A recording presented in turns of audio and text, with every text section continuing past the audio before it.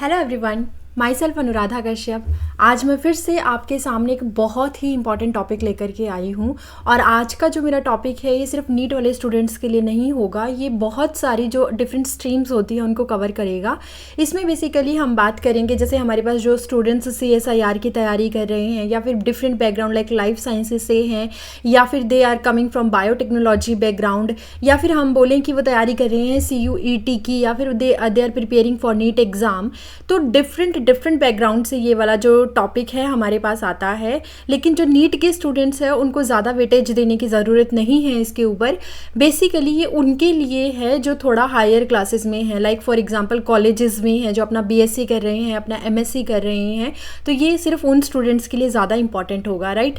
तो सबसे पहले मैं आपको बताती हूँ कि आई होप कि जो भी बच्चे अभी कॉलेज में गए हैं, अगर वो फर्स्ट ईयर में हैं, अपने सेकेंड ईयर में हैं, थर्ड ईयर में हैं, तो वो लैब के अंदर अगर वो बेसिकली साइंस फील्ड से हैं, बायोलॉजी फील्ड से हैं, तो हर कोई बच्चा एक एक्सपेरिमेंट ज़रूर परफॉर्म करता है लैब के अंदर, and that is the isolation of the DNA, right.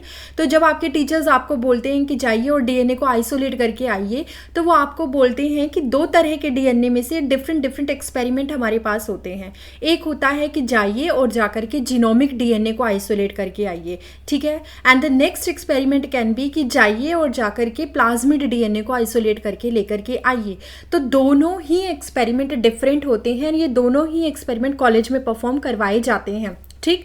अब जो बच्चे CSIR की तैयारी कर रहे हैं उनके पास रिकॉम्बिनेंट DNA टेक्नोलॉजी पूरा एक यूनिट का एक पार्ट है जिसमें आपको बहुत सारी चीज़ें समझनी होती हैं, like what are the plasmids, what are the cloning vectors, what are the like recombinant, non recombinant, what are the selection criteria.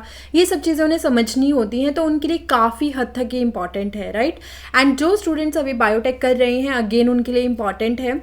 NEET में जो एक चैप्टर है 12th क्लास में बायोटेक्नोलॉजी, उसमें सिर्फ एक मेथड दिया गया है आइसोलेशन ऑफ द DNA, लेकिन वहाँ पे क्लैरिफाई नहीं किया गया है चीज़ों को, राइट। तो आपको सिर्फ इतना समझना है कि you are going to isolate the DNA। आज का जो मेरा मेन टॉपिक रहने वाला है that is about the plasmid DNA isolation, जैसा कि आप स्क्रीन पे देख सकते हो। एंड इस वाले टॉपिक में जो मैं आपको बताने जा रही हूँ वो कुछ लाइक ऐसा है कि जिसको आपको बहुत ही सिंपल लैंग्वेज में समझना है, ठीक है। आपके पास बहुत सारी चीज़ें, देखिए इंटरनेट पे बहुत सारी ऐसे गूगल इमेजेस हैं जहाँ पर DNA आइसोलेशन जो है प्लाज्मिड की उसकी डिफरेंट टेक्निक बताई जा चुकी हैं। अनफॉर्चुनेटली स्टूडेंट्स मेरे पास मेरी खुद की इस टाइम पर लाइक प्रैक्टिकल फाइल जो मेरी DU कॉलेज की है वो अभी मेरे पास नहीं है, अदरवाइज़ मैं आपको वहीं से सब कुछ करवा क्योंकि हमने भी एक्सपेरिमेंट अपने टाइम पे परफॉर्म किया था, राइट। तो अभी जो है मैं उसके थ्रू आपको समझाती हूँ कि क्या होता है। बाकी मैंने अभी एक चीज़ और आपके लिए प्लान की है कि मेरे पास जितनी भी फाइल्स इस टाइम पर अवेलेबल हैं अपने DU की, उन सब के जो एक्सपेरिमेंट्स हैं वो मैं आपके लिए स्क्रीन पर लेकर के आऊँ ताकि आप वन बाय वन उनको एक्सपेरिमेंट की फॉर्म में समझ सको। एंड अपना नोट डाउन मटेरियल के लिए भी आपके पास काफ़ी अच्छा कंटेंट मिल जाएगा आपको, तो आप अपनी लैब में अपने प्रैक्टिकल फाइल्स में उनको ऐड ऑन कर सकते हो, राइट। तो please do subscribe my channel. And अगर आपको कंटेंट अच्छा लग रहा है आप प्लीज़ कमेंट सेक्शन में मुझे लिखिए कि मैम आपको ये वाला टॉपिक चाहिए है, या जो भी whatever you want to know from me आप वो ले सकते हो, राइट। तो मेरे लिए नीट और CSIR का सारा मिला जुला मिक्सचर इस चैनल पर आने वाला है, but the playlist will be different. NEET students के लिए डिफरेंट प्लेलिस्ट चलेंगी और जो CSIR हो गया या आपके जो डिफरेंट एग्जाम्स होते हैं टॉपिक वाइज उनके लिए डिफरेंट आपके पास प्लेलिस्ट रहने वाली है, ठीक है। तो चलिए स्टार्ट करते हैं। आज जैसे कि आप स्क्रीन पे देख रहे हो what is the plasmid DNA isolation.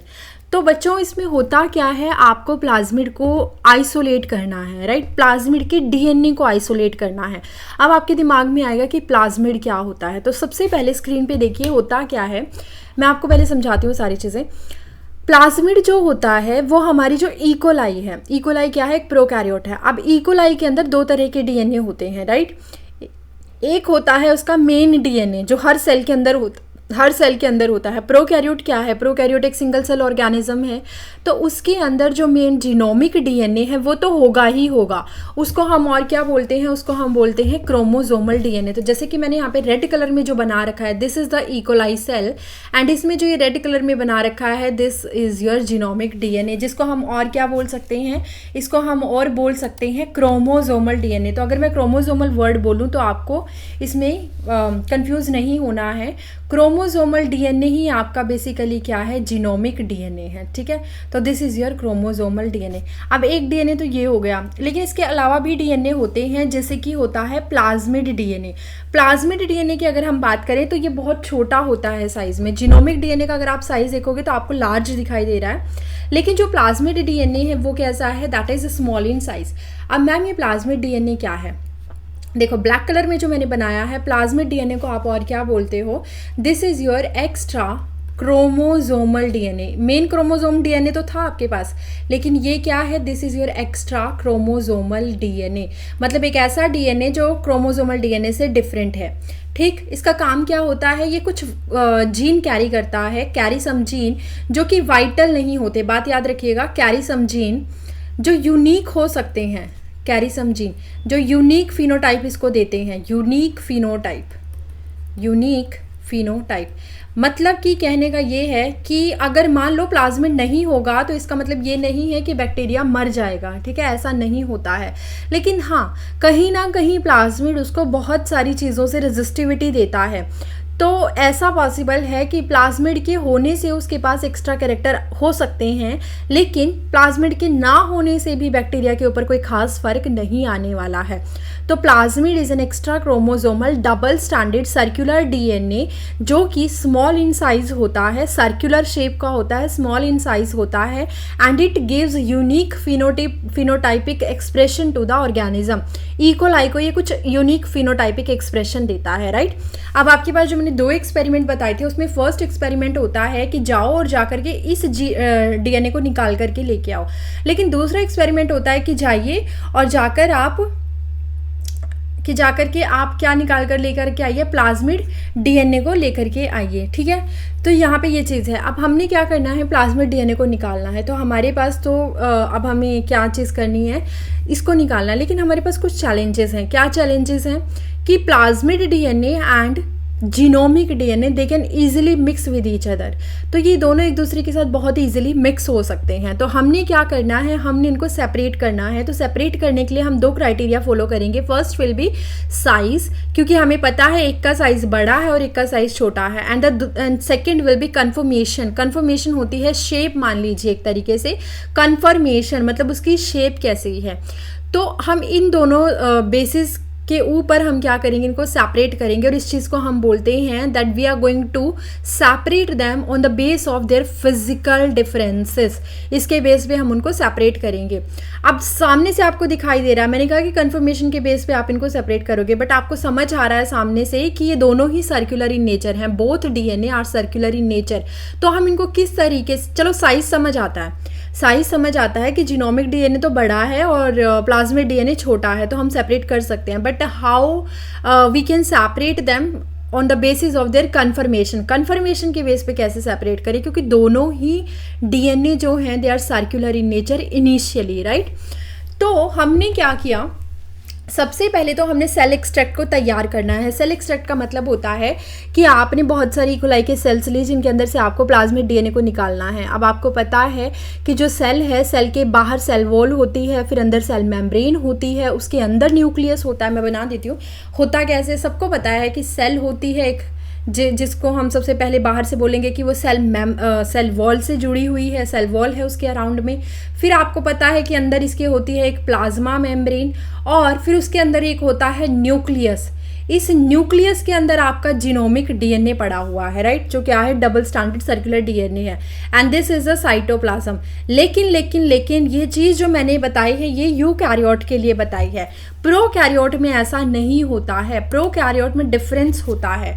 Prokaryote में डिफरेंस क्या होता है, प्रोकैरियोट में सबसे पहले आपके पास होती है सेल वॉल। याद रखिएगा बैक्टीरिया के पास सेल वॉल होती है, तो सबसे पहले होगी एक सेल वॉल, राइट, लेकिन इसके अंदर होगी एक प्लाज्मा मेम्ब्रेन, या जिसको हम सेल मेम्ब्रेन भी बोल देते हैं। लेकिन जो आपके पास बैक्टीरिया होते हैं उनके अंदर न्यूक्लियस की मेम्ब्रेन नहीं होती, जो जेनेटिक मटेरियल होता है वो एज सच बिखरा हुआ रहता है।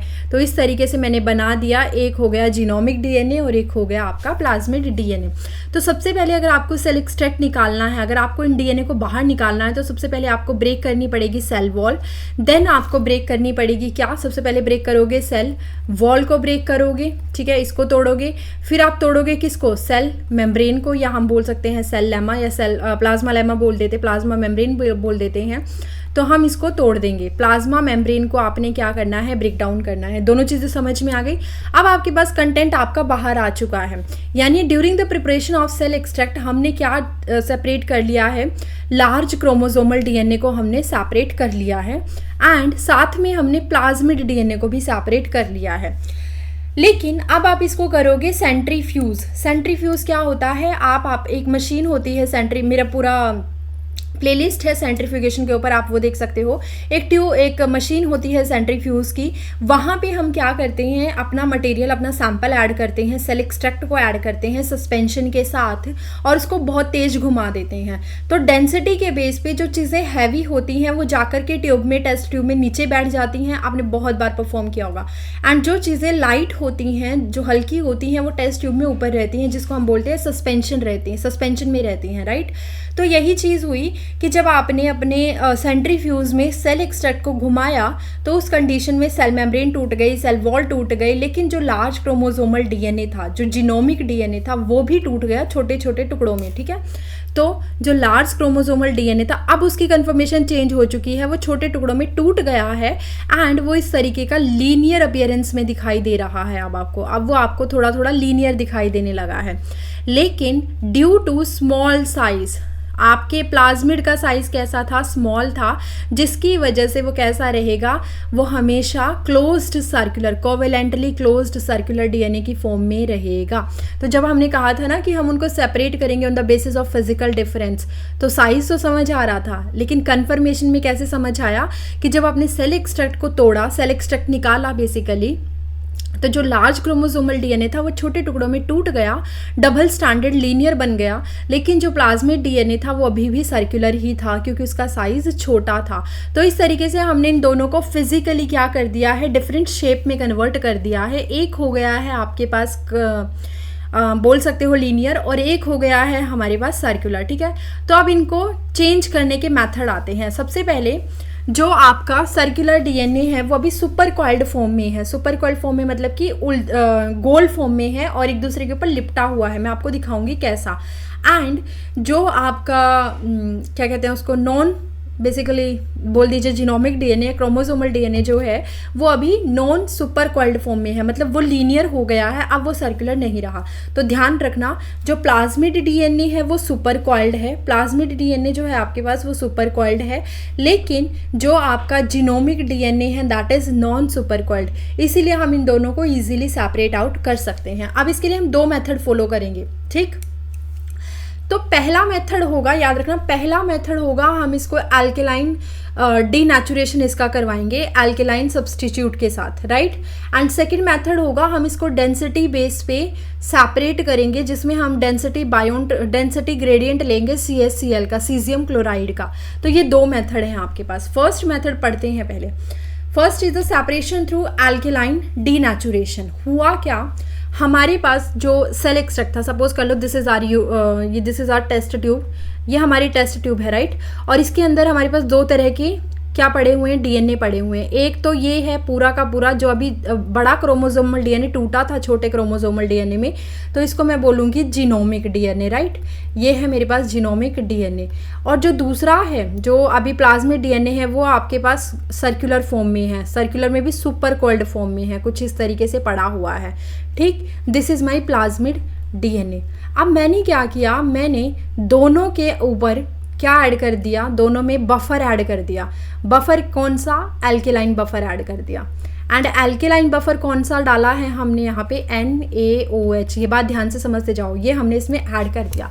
अब जैसे ही मैंने इस टेस्ट ट्यूब के अंदर दोनों सैंपल लिए हुए थे, मतलब मैंने पूरी कोलाई की सेल्स ली हुई थी जिसमें जीनोमिक डीएनए छोटे फ्रेगमेंट में टूटा हुआ था और प्लाज्मिड डीएनए सर्कुलर पूरा था। उसमें मैंने जब एल्केलाइन NaOH को ऐड किया तो बेसिकली हुआ क्या, मेरा जो डीएनए था उसमें डीनेचुरेशन होना शुरू हो गई। कहने का मतलब है डीनेचुरेशन का मतलब ये हुआ कि आपके पास इस तरीके से अगर लीनियर डीएनए था और लीनियर डीएनए डबल स्टैंडर्ड था तो इसके अंदर क्या थे, हाइड्रोजन बॉन्ड्स थे। किसके बीच में, नाइट्रोजनस बेस के बीच में हाइड्रोजन बॉन्ड रहते हैं, है ना। आपको डीएनए की स्ट्रक्चर सबको पता होगी, ATCG इस तरीके से होती है। A और T के बीच में 2 हाइड्रोजन बॉन्ड रहते हैं, G और C के बीच में 3 हाइड्रोजन बॉन्ड रहते हैं। तो जैसे ही हमने अल्केलाइन NaOH को डाला इसके अंदर तो ये बॉन्ड टूटने शुरू हो गए। इस चीज़ को हम बोलते हैं डीनेचुरेशन, मतलब कि हमारे दोनों स्ट्रैंड अब अलग होने लग गए। आप खुद दिमाग लगाओ, जो आपके पास सर्कुलर फॉर्म में है उसके अंदर डीनेचुरेशन कम होगा, या फिर हम बोलेंगे डीनेचुरेशन होगा, लेकिन जैसे ही आप उसको न्यूट्रलाइज करोगे वो वापस से गोल बन जाएगा, ठीक। लेकिन जब आपके लीनियर डीएनए हैं, जब आप उनको डीनेचर करोगे तो वो क्या होंगे, स्ट्रैंड्स अलग अलग हो जाएंगे। लेकिन जब आप उनको न्यूट्रलाइज करोगे तो वो क्या करेंगे, उलझ जाएंगे, एक टेंगल्ड मास बन जाएगा। रिपीट कर रही हूँ, देखो मैंने कहा कि जो प्लाज्मिड डीएनए है दोनों के अंदर तुमने क्या डाला, दोनों के अंदर आपने डाला NaOH, राइट, अल्केलाइन सॉल्यूशन को ऐड किया। यही चीज़ हमने की कि हमने इंक्रीज किया NaOH को, जिसकी वजह से क्रोमोसोमल एंड प्लाज्मिड डीएनए क्या हो गए, डीनेचर हो गए, ठीक। अब हमने फिर से क्या किया, इसकी वजह से जो जीनोमिक डीएनए फ्रेगमेंट्स थे, छोटे छोटे जीनोमिक लीनियर डीएनए फ्रेगमेंट्स थे, वो क्या हो गए, सेपरेट हो गए एक दूसरे से। लेकिन जो प्लाज्मिड डीएनए था वो अभी सेपरेट हो गया, लेकिन वो टोपोलॉजिकली एक दूसरे से कंबाइंड रहेगा। मतलब कहीं कहीं पर वो एक दूसरे से कंबाइंड है, क्योंकि वो तो पूरा गोल था ना, सुपर कॉइल्ड फॉर्म में था, तो वो अभी भी कहीं ना कहीं से जुड़ा हुआ है। बट वो धीरे धीरे कहीं कहीं से क्या हो गया, लूप आउट हो गया है, वहाँ पे हाइड्रोजन बॉन्ड टूट गए हैं, ठीक। फिर अब हमने सेकेंड स्टेप इसी में परफॉर्म किया। पहला तो हमने अल्केलाइन डाला, दूसरा हमने जो स्टेप परफॉर्म किया, हमने क्या किया, न्यूट्रलाइज बफर को ऐड किया। न्यूट्रलाइज मतलब हमें उसको न्यूट्रलाइजेशन करवाना था। एल्केलाइनिक कंडीशन से हमको उसको pH 7 पर लेकर के आना था वापस। आपको पता है pH 7 से ज़्यादा हो जाएगी तो होगा अल्केलाइन, pH 7 से कम हो जाएगी तो मीडियम होगा एसिडिक, लेकिन pH 7 होगी तो वो होगा न्यूट्रल, ठीक है। तो हमने वापस इसको अल्केलाइन से न्यूट्रल करना था। तो न्यूट्रल करने के लिए हमने इसमें क्या ऐड किया, पोटेशियम एसीटेट को हमने इसके अंदर ऐड किया। तो जैसे ही हमने स्ट्रॉन्ग एल्केलाइन कंडीशन यानी जो NaOH की वजह से आई थी, उनकी वजह से जब हमने इसको न्यूट्रलाइजेशन किया तो हमने पाया कि हमारा जो प्लाज्मिड था, जो टोपोलॉजिकली चेंज हुआ था, वो वापस से कंसील कर गया है और उसने दोबारा से सुपर कॉइल्ड फॉर्म को ले लिया है, मतलब वो सर्कुलर फॉर्म में आ गया है। लेकिन जो हमारा क्रोमोसोमल डीएनए था, जो क्या था, जो ऐसा था, जो अभी जिसके सारे स्ट्रैंड दूर दूर हो गए थे इस तरीके से, है ना, ये दूर दूर हो गए थे डिनेचुरेशन की वजह से।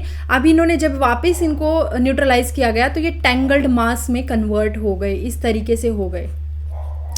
अब ये टेंगल्ड मास में कन्वर्ट हो गए। लेकिन जो ये था आपका प्लाज्मिड डीएनए, जब वो सर्कुलर था, इस तरीके से सर्कुलर फॉर्म में था, और जब आपने इसको एल्केलाइन कंडीशन डाली थी तो वो दूर दूर से जा करके खुल गया था, कुछ इस तरीके की कंडीशन थी इसकी। लेकिन जैसे ही आपने इसको वापस न्यूट्रल किया तो ये कौन सी कंडीशन में आ गया, ये इस कंडीशन में आ गया, दिस कन्फर्मेशन, इसने ये वापस से कन्फर्मेशन गेन कर ली।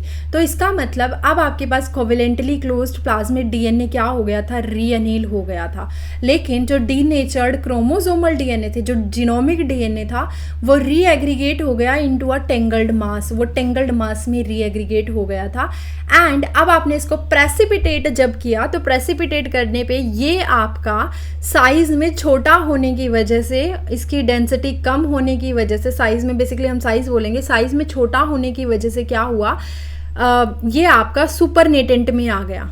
सुपरनेटेंट मतलब आपकी टेस्ट ट्यूब में सेंट्रीफ्यूगेशन के बाद जो ऊपर आता है हम उसको सुपरनेटेंट बोलते हैं, जो लाइट होता है। तो यहाँ पर आ गया आपका प्लाज्मिड, एंड जो आपका भारी चीज़ बनी, भारी क्यों बनी, क्योंकि बहुत सारे आपस में जुड़ गए तो टेंगल्ड मास बन गया था। तो ये आपके टेंगल्ड मास आकर के नीचे एक्यूमुलेट हो गए, ये आ गया आपका जीनोमिक डीएनए। इस तरीके से आपने दोनों को क्या किया, सेपरेट आउट किया, एंड अब आप इजीली प्लाज्मिड डीएनए को आप बाहर ले सकते हो, राइट। तो ये तो था हमारा एक तरीका। दूसरा तरीका है that we are going to separate them with the help of CSCl buoyant density gradient centrifugation method. मतलब हम इसमें सीजियम क्लोराइड को यूज़ कर रहे हैं। अब देखो सीजियम क्लोराइड का कंसेप्ट क्या होता है, पहले तो समझ लो अच्छे से। मान लो इसमें क्या होता है, इसमें एक टेस्ट ट्यूब होती है, suppose this is the test tube, sorry this is test tube suppose, है ना। इसमें क्या है, इसमें आप CSCl को ऐड करते हो, सीजियम क्लोराइड को ऐड करते हो। तो सीजियम क्लोराइड की आप डेंसिटी को मेंटेन करते हो, डेंसिटी का एक ग्रेडियंट बनाते हो। और हमें पता है कि जो सबसे भारी ग्रेडियंट होता है वो नीचे जा कर के बैठता है, एंड जो कम होता चला जाता है आपका वो थोड़ा ऊपर आता चला जाता है। सबसे ऊपर जो होगा वो लाइट वाला होगा। सपोज कर लो इसका डेंसिटी ग्रेडियंट 7 था, इसका 6 था और इसका 5 था, है ना। तो जो लाइट वाला होगा वो आपका ऊपर रहेगा और जो भारी होगा वो नीचे रहेगा। ये तो है सीजियम क्लोराइड। आपने टेस्ट ट्यूब में ऑलरेडी बना लिए ग्रेडियंट। लेकिन अब जैसे ही आप इसमें अपना कोई प्रोडक्ट ऐड करोगे तो जो प्रोडक्ट का वेट होगा या जो प्रोडक्ट की डेंसिटी होगी वो आपकी सीजियम क्लोराइड की डेंसिटी के अकॉर्डिंग आकर के वहीं पर सेट हो जाएगी। सपोज अगर बैकग्राउंड में आपने 3 चीज़ें दे दी, 6 दे दिया, 7, 6, 5, राइट। अब आपने जो इसमें सैंपल ऐड किया, उस सैंपल में मान लो सैंपल की ग्रेडियंट डेंसिटी जो थी वो 5 थी, तो वो आकर के कहाँ सेटल डाउन हो जाएगा, जहाँ पे ग्रेडियंट जो है 5 है। सीजियम क्लोराइड का ग्रेडियंट 5 है, तो वो आपका जो सैंपल आप ऐड करोगे वो भी यहीं पर आकर के रुक जाएगा। अब मान लो जो आपने सैंपल ऐड किया उसकी डेंसिटी जो थी वो 7 थी, तो आपकी सीजियम क्लोराइड की डेंसिटी जहाँ पर 7 होगी वो वहाँ पर आकर के बैठ जाएगा। तो इस तरीके से हम बोलते हैं कि सीजियम क्लोराइड से आप डेंसिटी ग्रेडियंट जो है वो करवाते हो। सेंट्रीफ्यूगेशन के बाद ये सब चीज़ें होती हैं। तो अब हमने इसमें यही किया, हमने क्या किया, जो हमारा सेल एक्सट्रैक्ट था टेस्ट ट्यूब के अंदर उसमें हमने एक डाई को यूज़ किया। डाई कौन सी थी, that is your ETBr। ETBr की फुल फॉर्म क्या होती है, this is your ethidium bromide. This is your ethidium bromide. Ethidium bromide उन बच्चों के लिए भी इंपॉर्टेंट है जो नीट में है। इथीडियम ब्रोमाइड एक ऐसी डाई होती है जो आपके जो DNA है, suppose this is your DNA का डबल स्टैंड जो है, इसमें जो हाइड्रोजन बॉन्ड है, जहाँ जहाँ हाइड्रोजन बॉन्ड है उन हाइड्रोजन बॉन्ड के साथ जाकर के ये ETBr क्या कर जाती है, अटैच हो जाती है यहाँ पे। इसको हम बोलते हैं इंटरकैलेटिंग डाई। जहाँ जहाँ पर आपके पास हाइड्रोजन बॉन्ड होंगे वहाँ पर आकर के ये डाई अटैच हो जाएगी, इसीलिए हम इसको बोलते हैं इंटरकैलेटिंग डाई। और जब आप इसमें UV रेज डालते हो, UV रेज विजिबल रेज नहीं, UV रेज जब आप डालते हो तो आपको मिलते हैं ऑरेंज कलर के बैंड, ऑरेंज कलर के बैंड मिलते हैं आपको, ठीक है। तो ये कंसेप्ट था सिंपल सा। लेकिन ये तो है 12th वाले बच्चों के लिए, नीट के लिए। लेकिन इस लेवल पर हम थोड़ा हाई कर रहे हैं। तो जब हमने इंटरकैलेटिंग ETBr ऐड किया तो हुआ क्या, याद रखना, जहाँ पे ETBr को डाला गया, जहाँ पे DNA का हेलिक्स थोड़ा सा खुला हुआ था, वहाँ पर जाकर के ETBr जो था जब ऐड किया गया तो उसने सबसे पहले DNA हेलिक्स की अनवाइंडिंग करवाई और वहाँ पर जाकर के ये आपका जुड़ गया, जहाँ पर अनवाइंडिंग हो रखी थी वहाँ पर जाकर के ETBr जुड़ गया, ठीक है। और इसने क्या कर दिया, जहाँ जहाँ ये जुड़ा वहाँ वहाँ इसने मॉलिक्यूलर डेंसिटी ऑफ DNA को डिक्रीज़ कर दिया। रिपीट कर रही हूँ, जहाँ से DNA खुला हुआ था वहाँ पर ETBr गया, वहाँ पे ETBr जाकर के जुड़ गया यानी इंटरकैलेट कर गया और इसने उस DNA की डेंसिटी को कम कर दिया यानी रिड्यूस कर दिया। तो अब उसका वेट कम हो गया, उसकी डेंसिटी कम हो गई। अब सोचो, जो आपका सुपर कॉइल्ड फॉर्म में DNA है, जो प्लाज्मिड DNA है ना, ध्यान से सुना, जो प्लाज्मिड DNA है वो सुपर कॉइल्ड फॉर्म में है, तो वहाँ पे तो लूप कम होंगी, ओपन एरिया कम होगा, तो वहाँ पे ETBr नहीं ऐड हो पाया ज़्यादा, जिसकी वजह से वहाँ पे डेंसिटी रिड्यूस नहीं कर पाया वो, यानी प्लाज्मिड की जो डेंसिटी थी वो ज़्यादा रही।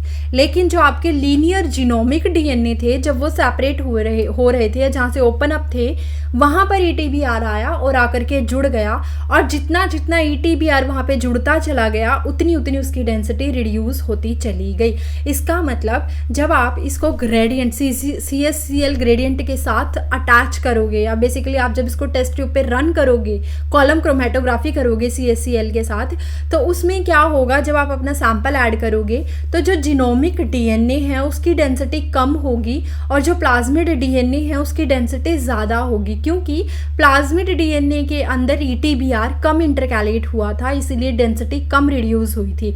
लेकिन जो आपका जीनोमिक DNA है उसमें लूप बहुत ज़्यादा थी, ETBR इजीली आकर के वहाँ जुड़ गया और उसकी वजह से उसकी डेंसिटी बहुत कम हो गई थी, इसीलिए वो आपको कहाँ मिलेगा, सुपरनेटेंट के अंदर मिलेगा।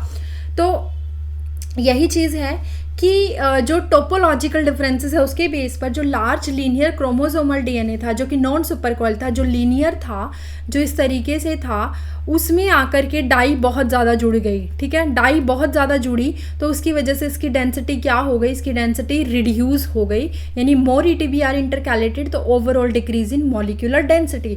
लेकिन जो सुपर कॉइल्ड DNA था उसमें क्या हुआ, लेस ETBR इंटरकैलेटेड, तो इसकी वजह से, क्योंकि ये तो इस तरीके से था ना, तो ये तो इसमें लूप होल कम थे, कहीं कहीं पे थे होल्स, इस वजह से इसकी डेंसिटी बहुत अच्छी खासी रही। और हाई डेंसिटी होने की वजह से ये आपको कहाँ मिलेगा, याद रखना, हाई डेंसिटी इसकी रही, जिसकी वजह से हमें ये मिला नीचे, मतलब डाउन में मिला जब आपने CSCl पर इसको रन करवाया, और ये हमें मिला सुपरनेटेंट में। ये हमें कहाँ मिला, सुपरनेटेंट में। सुपरनेटेंट क्या होता है, जो टेस्ट ट्यूब में ऊपर रह जाता है, जो लाइट मटेरियल होता है उसको हम सुपरनेटेंट बोल देते हैं। समझ में आया? तो इस तरीके से आपने डेंसिटी के बेस पे दोनों को क्या कर लिया है, सेपरेट कर लिया है on the basis of there density. अब जब आप बेसिकली कोई भी प्लाज्मिड को बाद में एगारोस जेल पर रन करवाते हो, ये आपका एगार का जेल है, देखो ध्यान से देखना, ये एगार का जेल है, मैंने एक फोटो इसीलिए लगाई है ताकि आप इजीली समझ सको। तो एगारोस जेल इलेक्ट्रोफोरेसिस का प्रिंसिपल क्या होता है कि on the basis of the size we can separate out the DNA molecule. जिसका साइज छोटा होगा वो इन वेल से, ये वेल बने हुए हैं, ये वेल मतलब गड्ढे बने हुए हैं जो कि आप जिनमें सैंपल ऐड करते हो, ये सारे सैंपल आपने अलग अलग DNA के डाले हुए हैं, और ये तुम्हारा एक लेडर है, लेडर मतलब एक स्टैंडर्ड है। जैसे फिजिक्स में अगर हम बोले वेट को मेजर करना है तो आप एक स्टैंडर्ड यूनिट लेते हो जो कि हमारी क्या होती है, किलो, है ना, किलोग्राम होती है। इसी तरीके से ये एक स्टैंडर्ड है जिससे आप क्या करोगे, बाकी के सारे सैंपल को मैच करोगे। तो आपने जब अपने सारे सैंपल इसमें ऐड किए तो आपको बहुत डिफरेंट बैंड्स मिले, और जो आपने देखा कि ये सपोज ये वाला बैंड है, इस बैंड को जब आपने मैच किया तो ये इस वाली जगह पर आ रहा था। इसी तरह जब आप दूर जाते जा रहे हो तो आपके जो DNA दूर चले गए हैं वो स्मॉल इन साइज होते हैं। अगर उस जेल इलेक्ट्रोफोरेसिस पर मेरे चैनल पे आपको वीडियो मिल जाएगी तो आप उसको रेफर कर सकते हो। ठीक है, इसी तरह एक ये वाली वीडियो भी देखो, इसमें क्या है, इमेजेस के अंदर ऑरेंज कलर के बैंड्स आपको दिखाई दे रहे हैं। ये प्लाज्मिड DNA के भी ऐसे ही आते हैं, और जो आपका जीनोमिक DNA होता है उसके बैंड्स भी ऐसे ही आते हैं। ठीक, तो ये कुछ इमेजेस मैंने लगाई हैं। सबसे पहले तो बैक्टीरिया है, बैक्टीरिया की सेल वॉल, देन बैक्टीरिया की प्लाज्मा मेम्ब्रेन है। ये प्लाज्मा मेम्ब्रेन अंदर की तरफ इन्वेजिनेट हो जाती है जिसको हम मीजोजोम बोलते हैं, और मीजोजोम के साथ ही आपका बैक्टीरियल यानी कि जीनोमिक जो DNA होता है वो अटैच हो जाता है, एंड ये सर्कुलर वाले प्लाज्मिड है। सबसे पहले आपने लाइजोजाइम एंजाइम दिया, एडिटा दिया, 25% सुक्रोज दिया, जिसके थ्रू आपने क्या किया, सेल वॉल को हटा दिया। फिर आपने इस फॉर्म को हम बोलते हैं स्फेरोब्लास्ट। इस स्फेरोब्लास्ट में अभी भी सेल मेम्ब्रेन इंटैक्ट थी लेकिन सेल वॉल डिसरप्ट हो गई थी। फिर हमने एक और मटेरियल ऐड किया जिसको हम बोलते हैं ट्राइटोन X100। इसकी वजह से जो आपकी सेल मेम्ब्रेन थी वो भी क्या हो गई, डिसरप्ट हो गई, वो भी हट गई पूरी तरह से, और सेल एक्सट्रैक्ट आपका बाहर आ गया। अब आपने इसको सेंट्रीफ्यूज करवाया, तो सेंट्रीफ्यूज करवाने की वजह से जो large DNA genomic DNA fragment थे वो नीचे बैठ गए क्योंकि वो भारी थे, और जो सर्कुलर प्लाज्मिड थे वो ऊपर आ गए क्योंकि वो कैसे थे, लाइट थे, और सेल डेब्रीज RNA वगैरह वो नीचे बैठ गए। Separation on the basis of conformation जब मैंने कहा था, तो सुपर कॉइल्ड फॉर्म में ये वाली फॉर्म होती है, एंड ओपन सर्कुलर कुछ इस तरीके से होता है। तो सुपर कॉइल्ड फॉर्म बन जाती है आपके पास जब आप इसको क्या करते हो, रीअनील करवाते हो। जब हमने कहा था ना कि अल्केलाइन मेथड यूज़ करेंगे फिर हम उसको न्यूट्रलाइजेशन करेंगे, तो जब रीअनील करते हो तो सुपर कॉइल्ड फॉर्म में आपका प्लाज्मिड इस तरीके से दिखाई देता है। प्लाज्मिड को आप अल्केलाइन डीनेचुरेशन मेथड से इस तरीके से सेपरेट आउट कर सकते हो। ये है linear DNA and this is your super coiled plasmid जो दिखाई दे रहा है। सिंगल स्टैंडर्ड लीनियर DNA किया जब आपने pH ऐड की 12 यानी कि अल्केलाइन मीडियम ऐड किया, तो आपके सारे अलग अलग हो गए, लेकिन जो प्लाज्मिड DNA थे वो अभी भी क्या है, सुपर कॉइल्ड फॉर्म में थे। अब जब आपने इनको वापस न्यूट्रलाइज किया, pH 7 लेकर के आए, तो जो लीनियर DNA थे वो टेंगल्ड मास में हो गए, वो भारी थे, इसीलिए वो नीचे आकर के बैठ गए, और जो सुपर कॉइल्ड DNA था वो आपका ऊपर ही रहा प्लाज्मिड में। इस तरीके से आपने इनको सेपरेट किया on the basis of alkaline method. And जो caesium chloride density gradient centrifugation है वो कुछ इस तरीके से है। मैंने आपको कहा कि कॉलम क्रोमेटोग्राफी जब हम करते हैं तो उसमें कॉलम के अंदर हम एक इंक्रीजिंग CHCl कंसंट्रेशन ले लेते हैं, जिसमें नीचे ज़्यादा CHCl होता है, ऊपर कम होता है। देख भी सकते हो नीचे 1.75 तक गया हुआ है एंड ऊपर 1.55 ग्राम पर सेंटीमीटर क्यूब गया हुआ है, ठीक है। तो जब हमने सब चीज़ों को सेपरेट किया तो प्रोटीन कुछ इस तरीके से आया। DNA लीनियर होने की वजह से कम था डेंसिटी में, तो वो ऊपर ही रह गया, लेकिन प्लाज्मिड जो था वो सर्कुलर फॉर्म में होने की वजह से आपके पास नीचे आकर के बैठ जाता है। तो ये रहा तुम्हारा सुपर कॉइल DNA प्लाज्मिड का, और ये रहा लीनियर DNA जिसकी डेंसिटी कम थी, क्योंकि इसमें ETBR ऐड हो गया था, और ETBR क्या कर देता है, डेंसिटी को कम कर देता है।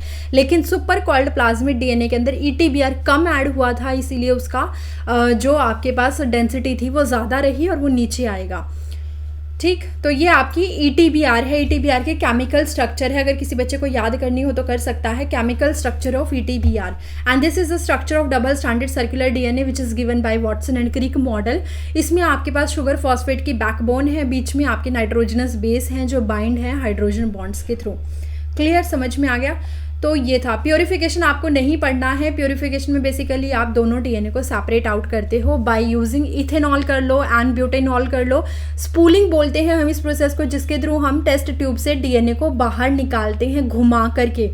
आप क्या करते हो, उसमें टूथपिक लेते हो और जो आपका अल्कोहल डालने के बाद जो DNA धागे की फॉर्म में ऊपर आ जाता है, आप उसको धीरे धीरे अलग कर लेते हो। This is known as spooling. और उसके बाद आप उसको एगरोज जेल के ऊपर इलेक्ट्रोफोरेसिस करवा देते हो। तो ये था तुम्हारे पास किस तरीके से आइसोलेट कर सकते हो आप अपने प्लाज्मिड DNA को। आई होप आपको समझ में आया होगा। अगर आपको और इस तरीके की वीडियो चाहिए तो प्लीज़ मुझे कमेंट कीजिए ताकि मैं और टॉपिक पे वीडियो बनाऊँ, ठीक है। Thank you.